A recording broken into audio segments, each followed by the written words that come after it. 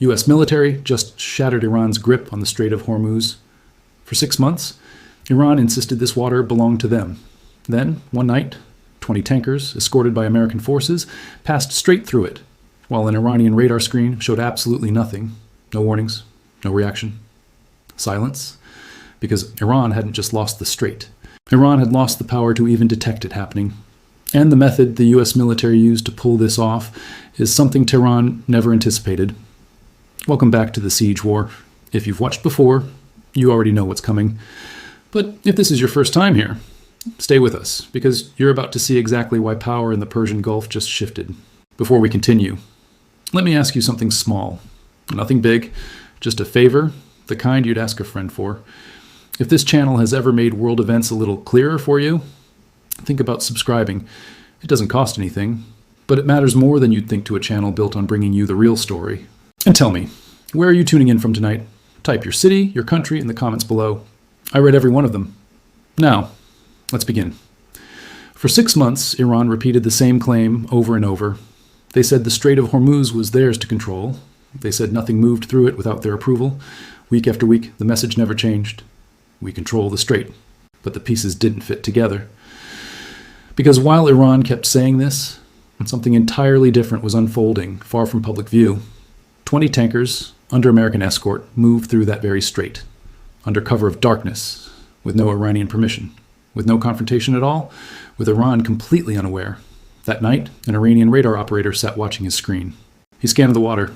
He found nothing, no vessels, no activity, nothing unusual at all. So he submitted the same report he always submitted. All clear, no ships detected. He had no idea he was wrong. He had no idea 20 fully loaded tankers had just slipped past, only miles from where he sat.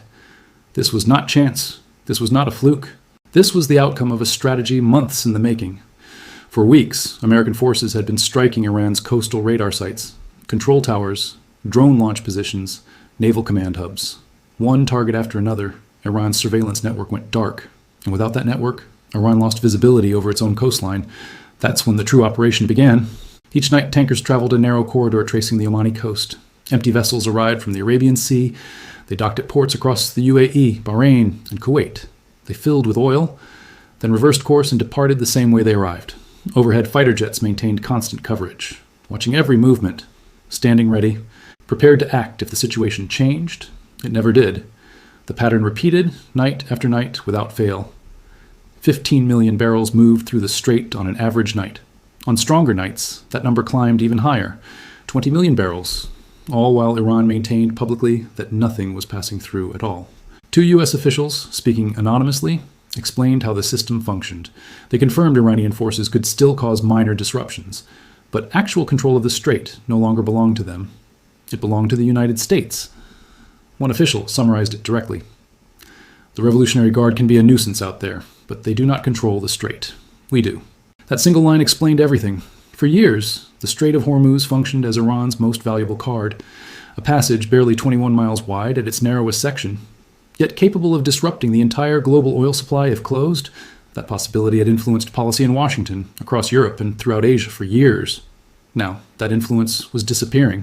Not through any official statement, not through a single defining battle, but gradually, as the underlying reality shifted, the tankers continued moving.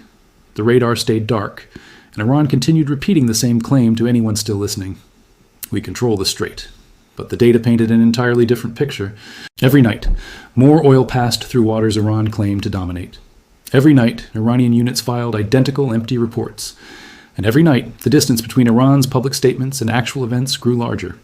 By the time this reached outside attention, the operation had already been running for 2 full months.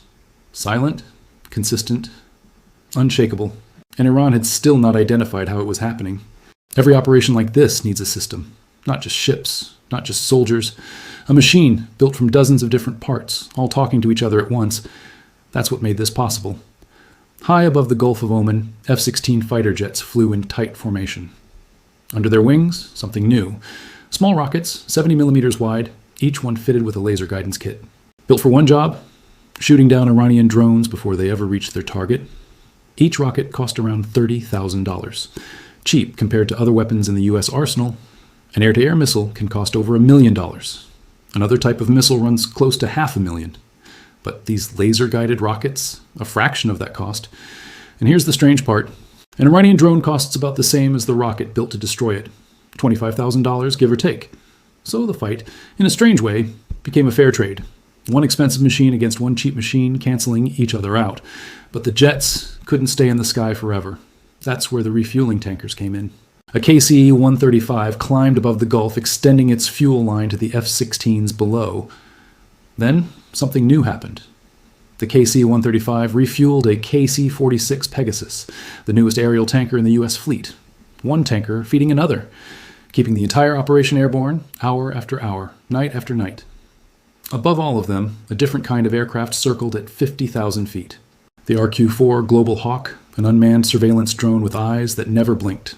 It watched the entire strait, every wave, every boat, every possible threat, and it sent that information down to the fighter jets in real time. But watching wasn't enough on its own. The real advantage came from how everything connected. Warships equipped with the Aegis combat system linked together across the water. Their radars fed into a shared picture. So an F-16 pilot could see what a warship saw. A warship could see what an electronic warfare jet saw. Every piece of the system fed every other piece. Nothing operated alone. Meanwhile, another weapon sat, ready beneath the wings of the same F-16s. A small guided bomb weighing 250 pounds. Its wings popped out after release, letting it glide for miles before hitting its target. 4 of these bombs could fit where a single older bomb used to sit. That meant one fighter jet could now strike 4 separate targets in a single pass, never needing to cross into Iranian airspace at all, staying just outside the line, safe but still deadly accurate. This was the design. Not one dramatic strike, but dozens of quiet advantages stacked on top of each other. Cheap rockets against cheap drones, tankers feeding tankers, drones watching everything, warships and jets sharing one picture instead of fighting blind. And on the other side of the strait, Iranian forces had none of this. Their radar stations were damaged, their surveillance was limited, their information moved slower and arrived with less detail. It wasn't a fair fight anymore. It hadn't been for weeks. But the most important question still remained unanswered. If Iran's military was this outmatched, why hadn't the regime admitted it? Why did Iranian officials keep insisting night after night that nothing had changed? That answer says more about the pressure building inside Iran than anything happening on the water. Somewhere in Tehran, officials kept repeating the same line. We control the strait. They said it in February. They said it again in March. They kept saying it week after week, even as the truth moved in the opposite direction. But behind closed doors, a different picture was forming. One that Iranian officials couldn't say out loud, because admitting the truth meant admitting failure. And failure, for a regime built on strength, is dangerous. So instead they held on to the story, even as their own exports collapsed. 65 commercial vessels connected to Iran were redirected by U.S. forces. 3 were disabled. 2 were boarded. These weren't rumors. This was a published count confirmed by U.S. Central Command. Then, on a Wednesday, something else happened. A tanker on the U.S. sanctions list, one of Iran's own Shadow Fleet ships, was boarded off the coast of Yemen. 6 armed men climbed aboard. They steered the ship toward Somalia. Iran called them pirates. But here's what stood out. These pirates knew exactly which ship to target. They knew exactly how to board it. Iran's Shadow Fleet was built to operate in secrecy, disconnected from official tracking systems. Yet somehow, on that night, it wasn't secret at all. So while 20 American escorted tankers moved freely through the strait, not one, but one Iranian tanker was lost to unknown hands entirely. The math had flipped completely. America moving 15 to 20 million barrels a night. Iran losing ships it was never supposed to lose. Then came the economic pressure, stacked directly on top of the military pressure. On Wednesday night, a warning went out from Washington.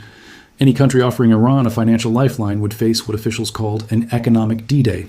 The next morning, the U.S. Treasury Secretary appeared on national television. He described the strategy as a 1-2 punch. Military blockade on one side, the toughest sanctions in history on the other. He told American allies they had a choice to make. Stand with the United States or stand against it. There was no room left for neutral ground. At the same time, American naval power kept building in the region. The George Washington Strike Group entered the theater that same week.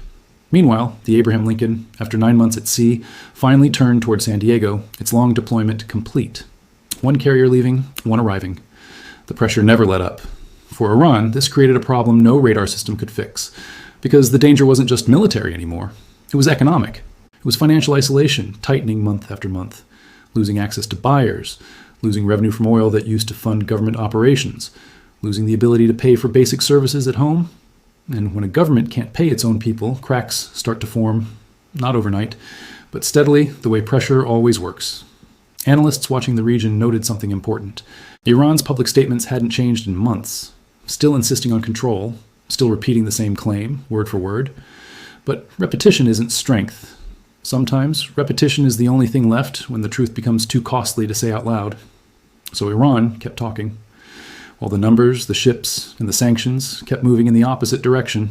And as that gap widened, one question became impossible to avoid.